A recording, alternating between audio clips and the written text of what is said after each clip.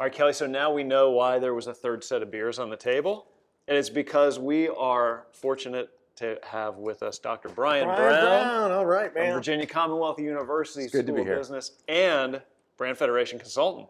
That's right. Great to have you It's here, good. Brian. It's an honor. Yeah. It's an honor. It's awesome to have you here, Brian. You and I have been working together for over a decade. Yeah. First met you when you came up to interview at VCU. I was impressed by you then, and the work that you've done at VCU has been amazing. I think it was later that I coaxed you over to do a little teaching for us at the Brand Center. Well, I was leaning that way anyway. Oh, that's good. It was good. I wanted You didn't to have to some twist fun his over arm there. too hard. No, the students were the beneficiary of that. And then we've been able to work on lots of stuff in arts, in culture, in business, through Brand Federation and otherwise. So it's great to have you here talking to us today. It's my pleasure. So here's our plan, Brian. You are focused in your academic field on not just marketing, but business-to-business marketing. That's right. And there's lots of talk. We've all had clients in both B2B and B2C about what the difference is between the two disciplines of marketing. And it's been a little bit of a debate in some of the circles that we run in about, oh no, people make too much of a big deal about the difference between the two. We're all human beings at the end of the day. But I think that probably oversimplifies it. And there are some real differences between B2B and B2C. And we want to focus our conversation on that. So let's start at the top. What do you see and what have you learned in your studies about the real difference between business to business and business to consumer marketing? Well, first of all, what I would say is the principles are the same in branding. The principles of branding apply to both contexts. Brands can simplify a decision because they differentiate. Brands can communicate certain values that you might want to communicate. And of course, brands can relieve risk perceptions. But the simplest way to define the difference would be the intended use of the product and the intended customer. Yeah. So that's kind of the nutshell. But if you go deeper, the nuances really become more relevant, and you can start to see how branding might have different implications. For example, it's a more complex product, generally speaking, in the B2B setting. It's not a Kit Kat bar. There's a certain complexity to a Kit Kat bar, but I For some. But most of us get it right away.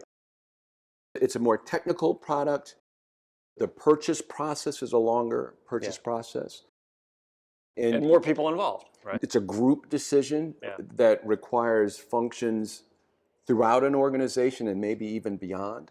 To simplify it even further with the nuances, what you might say in a consumer context would be an individual or a household making that decision.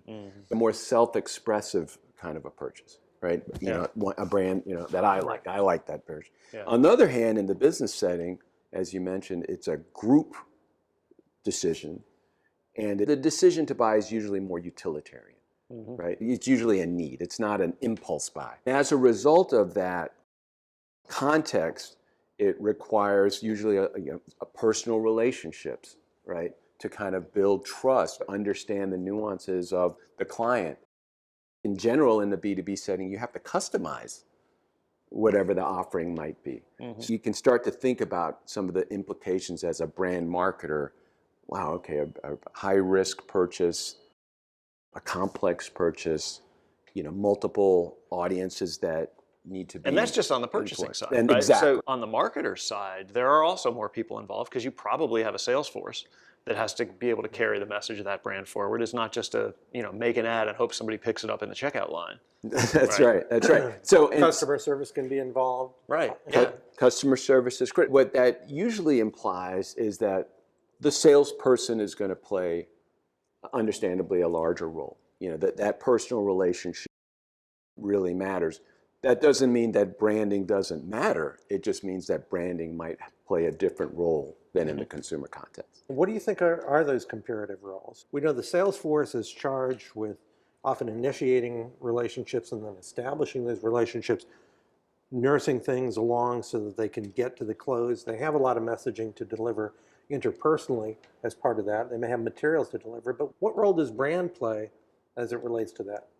Branding can simplify the process. I like to call it air cover, right? You need the salesperson explaining the nuances and the details, but branding and the marketing communications effort can create awareness, can differentiate the brand in maybe a more creative way that might draw the attention of the buyer and the purchaser. So still a sales-oriented process perhaps, but the branding it might help reduce some of the risk that a buyer might perceive.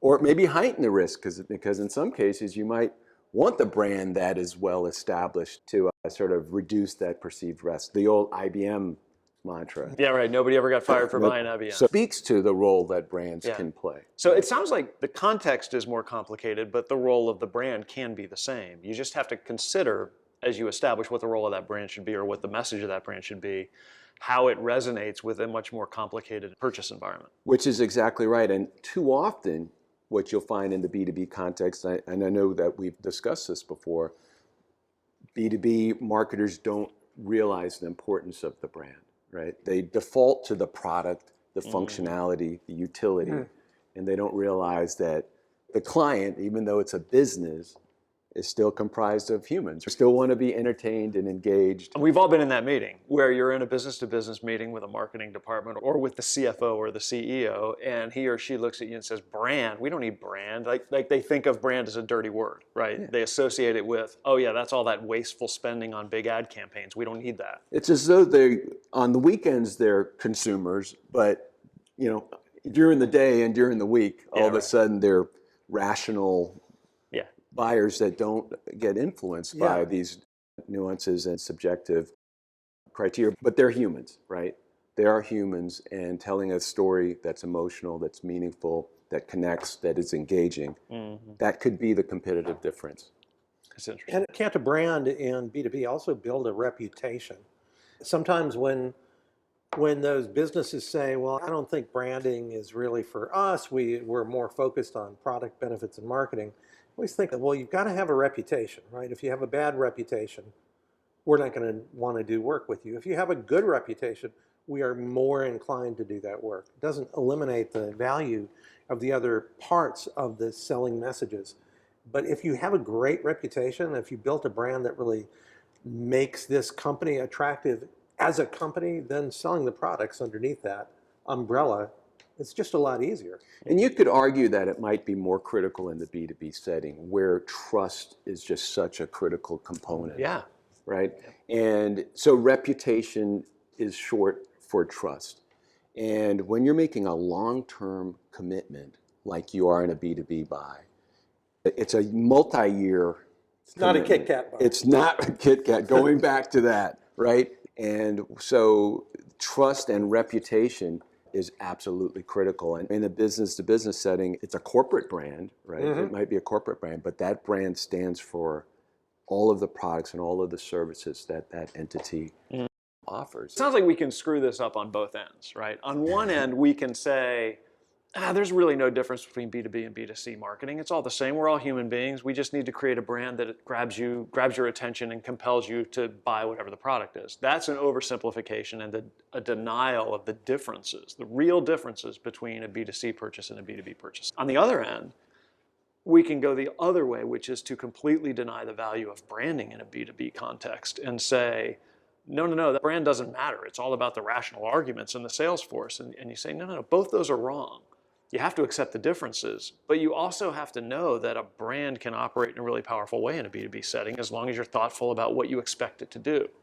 Particularly because of the complications of the selling process and offer. As much as we would like to be rational, and everybody wants to be rational, there's a concept, I'm going to throw out an academic term that we use. I'm not ready yet. Yeah, okay, yeah.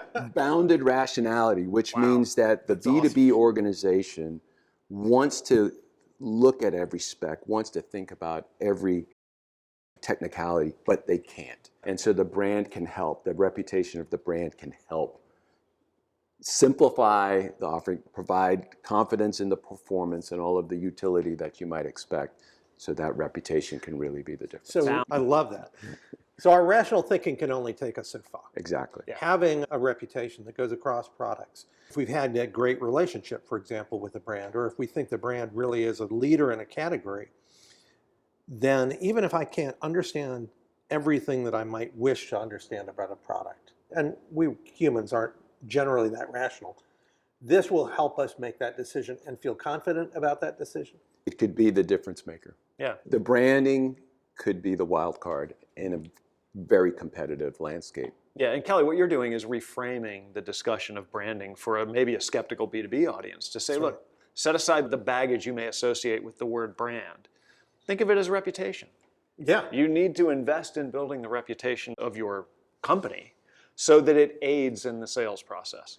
That's what a brand really does for a company, especially a B2B company, is it elevates the reputation so that it does two things. One, we are more aware of your reputation, and so that you are delivering the reputation that you wish to deliver. In other words, if you feel like you're a really innovative company but not getting credit for it, then that's a problem.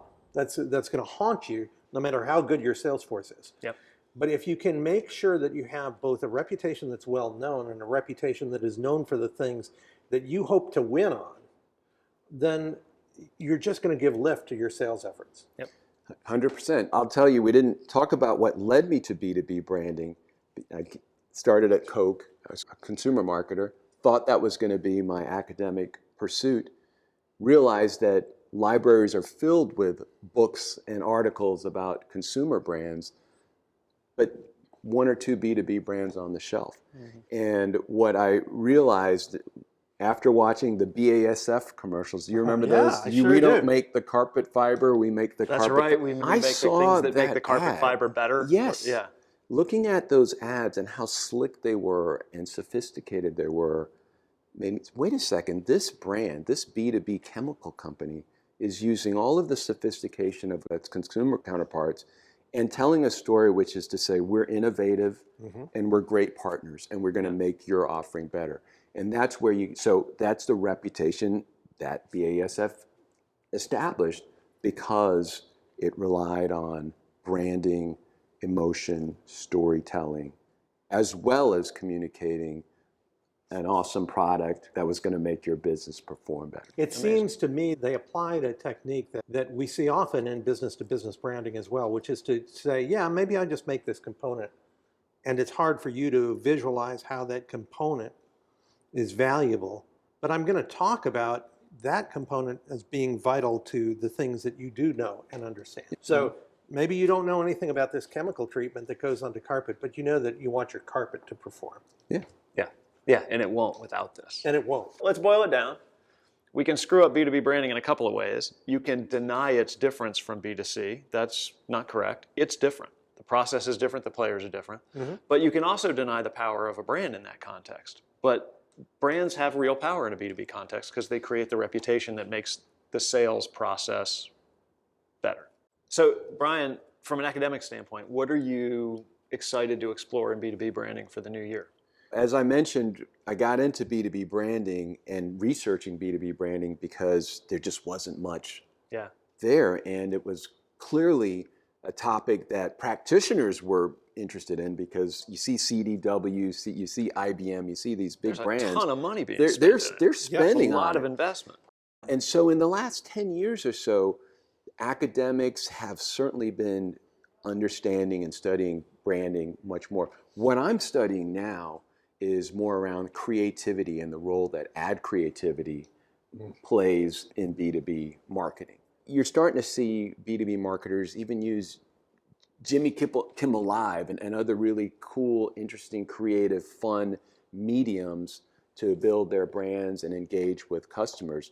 So my team and I, my co-authors, we're doing research around creativity, ad creativity. And what we're finding is that ad creativity, which is novelty and relevance, can make a difference in the B2B setting. Mm-hmm. It's not just funny consumer commercials that can really move the needle. That's really interesting. Yeah, novelty and relevance. In B2B, relevance matters, right? It still needs to communicate some brand benefit that's going to add value for a client. Right.